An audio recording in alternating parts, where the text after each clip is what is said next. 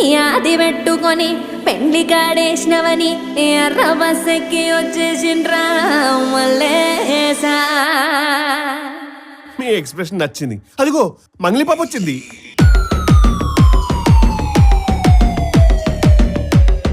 నూటొక్క జిల్లాల అందగాడే మా ఇంటి పిల్లకి నచ్చినాడే. ఎన్నెల్లో ముంచిన చంద్రుడే మా పిల్ల కోసమే పుట్టినాడే.